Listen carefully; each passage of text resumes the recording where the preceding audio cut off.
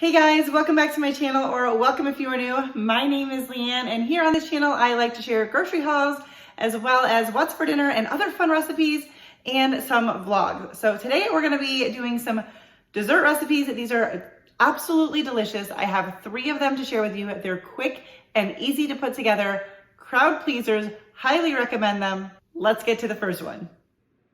All right, so I'm going to be making something called Sweetened Condensed Milk Chocolate Chip Bars, which sound really, really good. So I have 2 sticks of butter that have been softened at room temperature, and we are going to just mix them until they are nice and creamy. All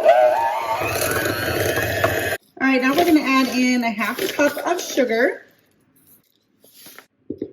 and 1 3/4 cup of all-purpose flour, and a 1/4 teaspoon of salt, and then we're going to mix this together really well. All right, so this is just our first layer. There's actually 3 layers in this. This is our crust, so you're just mixing that until it's nice and crumbly. And I've got a 9x13 greased baking dish. I greased mine with just the butter wrapper because the butter was so soft that it was very easy to just use that to wipe that around and grease that, but you could use a cooking spray. And we're just going to pour this in here and press it down and make our crust.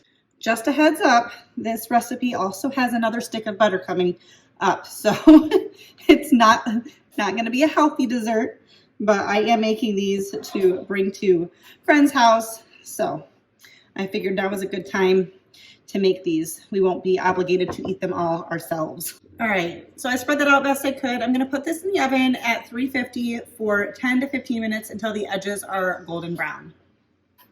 All right, so we're gonna work on our middle layer, and I've got a saucepan over low heat. We're gonna add in 1 14-ounce can of sweetened condensed milk. And now I'm gonna add in 1 cup of chocolate chips. I'm using semi-sweet. I don't remember if it says what kind to use, but that's what I'm using. And we are just going to stir this until it is all melted and combined together. All right, so here's the texture of the chocolate and the sweetened condensed milk. The crust to me doesn't look like it's quite done yet, so I'm going to just set that to the side and get working on the 3rd layer, and then we will be ready to go. So I have my other stick of butter. I'm using the same bowl and everything because it's practically the same ingredients as the crust, just different ratios. So we're going to take this 1 stick of butter and beat this up until it's nice and creamy. Now we're adding in 3/4 cup of all-purpose flour, 1/4 cup of sugar, and a pinch of salt. And we're going to mix this together until it is nice and crumbly. And now I'm just going to add in 1 cup of chocolate chips, and you could also add in some pecans or walnuts, but I'm going to omit that because I just don't like nuts in my dessert. All right, so I thought I was recording, but the crust was starting to get just a little bit golden brown on the edges. So now I'm just taking the chocolate mixture, and we are going to spread this all over, getting it all the way to the edges, smoothing it out as best we can. Ooh, and don't touch the pan, because that's gonna hurt. Now we're gonna add our crumble mixture across the top. All right, now we're gonna put this back in the oven for 30 to 35 minutes. All right, so I had mine in for about 35 minutes. I wanted just the little tops to be a little bit of golden brown. I think I just said 35 minutes. I had it in for 33 minutes. But you do wanna let this cool. The recipe says for at least 30 minutes, but I'm gonna have mine cooling overnight because we'll be taking this somewhere tomorrow, but it looks and smells delicious, and I'll let you know what we thought. I just wanted to hop on and say that that first dessert recipe was so good. We brought it somewhere, so I didn't share it with you like all cut up and served and all of that, but highly recommend it. It was a crowd pleaser. We enjoyed what little leftovers there were afterwards, and yeah, absolutely delicious. Definitely try that one. All right, so we're gonna make a strawberry cobbler. I found this or saw this recipe on Mandy in the Making, and I will link her channel along with the recipe or the place where she got it from. It looks like it's Mystery Lover's Kitchen. So I have some strawberries in the fridge, that I actually tried the storing them in a glass jar technique to see if it actually preserves them longer. And I have to say it works because I totally forgot about these. And now I want to use them before they do go bad, but they've been in there forever and they look great still. So we are going to make this strawberry cobbler. It sounds delicious, so let's do it. This whole thing should come together, I'm thinking in about an hour because it's 45 minutes in the oven and it shouldn't take long to put together. But I have the oven preheating to 375. Okay, I found one strawberry that didn't make it, but I still think we're gonna have enough strawberries. I gotta check these since they were touching it. Anyways, I need 4 cups of strawberries and I think we're gonna have that because I've got all of these. I would say overall these strawberries still look pretty good. I need to see what I'm supposed to cut these into. It just says sliced strawberries. I'd say they still look pretty good because they've been in that fridge for over a week. And that's a long time. Maybe it was even closer to 2 weeks.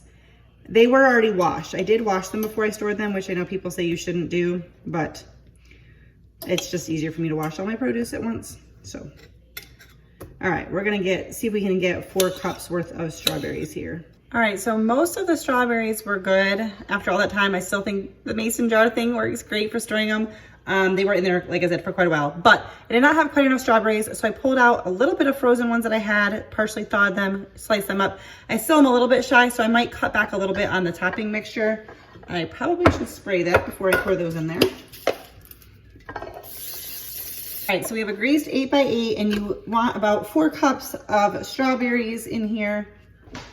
They're not all coming out. All right, in a separate bowl, we are going to mix together our dry ingredients. The container of flour is getting low. I've got more in the pantry, but we've got just enough there. So we need 1 cup of flour. We need 1 cup of sugar. I feel like every time I'm filming a recipe, I'm like running out of stuff and have to open up new packages. All right, so a cup of sugar and a 1/2 teaspoon of baking powder. We're gonna mix this all together here. Get that well incorporated and mixed together. Try not to send it flying outside of the bowl too much. All right, now we need 1 egg beaten.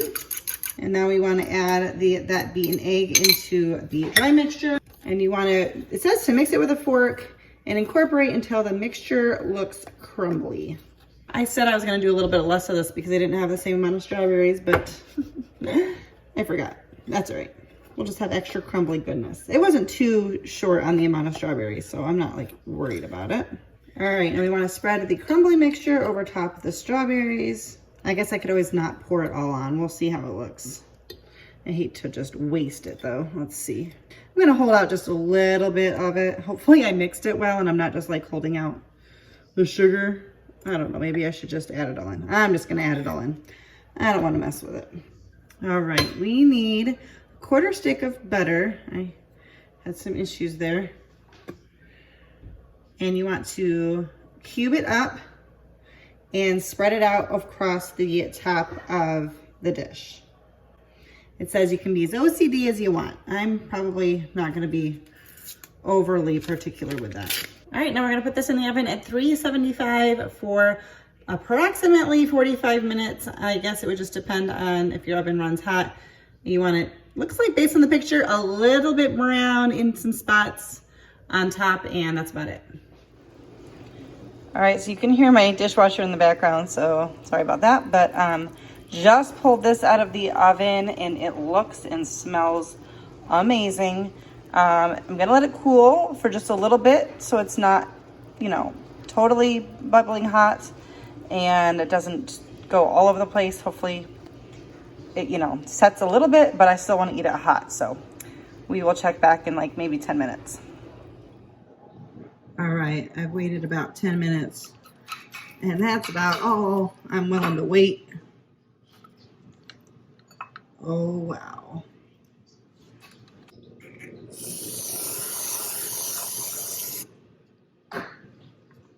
There you have it. So this strawberry dessert was so good. I definitely noticed that I had my ratios off, which I knew going into it. I had mentioned it during the video, during the recipe making part of it that I didn't have quite enough strawberries. And I did notice that. So it wasn't bad, but it made it a little bit more sweet. I think if it had the proper amount of strawberries, it would have been, you know, the tartness would have balanced it out.